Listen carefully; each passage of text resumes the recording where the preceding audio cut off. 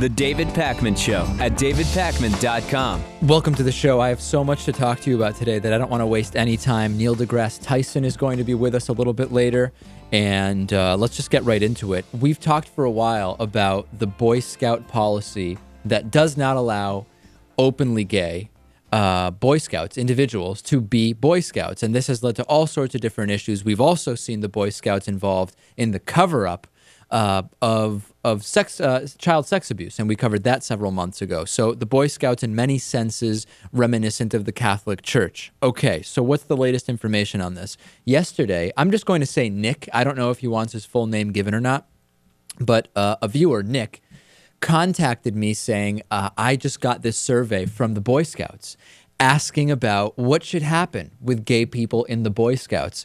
The survey is fascinating. It's one of the most fascinating information gathering bits of prose that I've ever seen. I mean, it's unbelievable, isn't it, Lewis? It's pretty shocking, yeah. So the email said, the Boy Scouts of America is in the process of a careful and deliberate review of our membership policy as it relates to national membership restriction regarding sexual orientation. So let's look at some of these questions, and we're going to upload these images and link to them in the YouTube description for this video.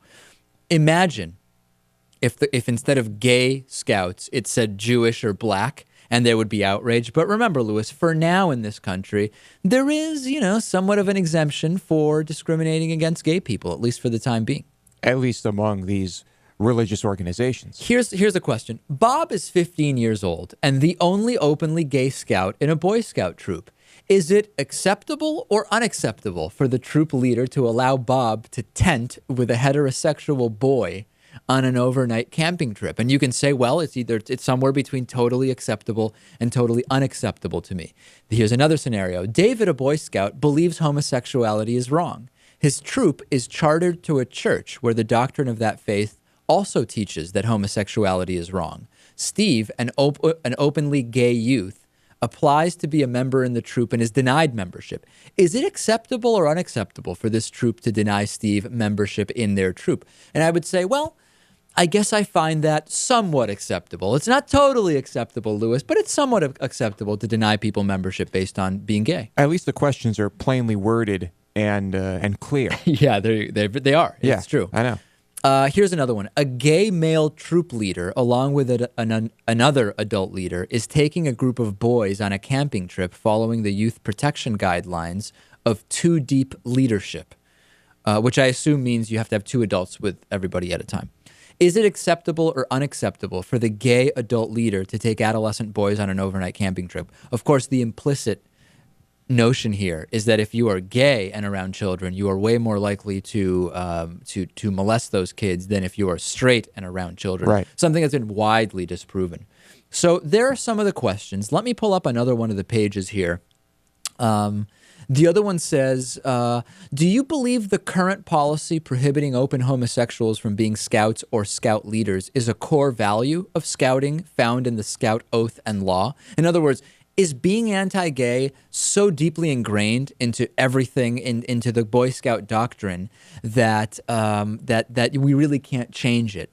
Incredible. So I don't know if anything's going to come of this. The reality, I have a number of thoughts on this. Number one is, again, imagine if it said black people or Jewish people. The reaction would be completely different, and I think that that's a huge double standard. Now, anti-gay nuts will say, well, nobody chooses to be black or Jewish, but people choose to be gay. Of course, there's no evidence for that, and you could also argue, well, you kind of do choose to be Jewish. I mean, not genetically, but you're raised in a certain way, and that's optional, right? There's nothing mandatory about that. Right.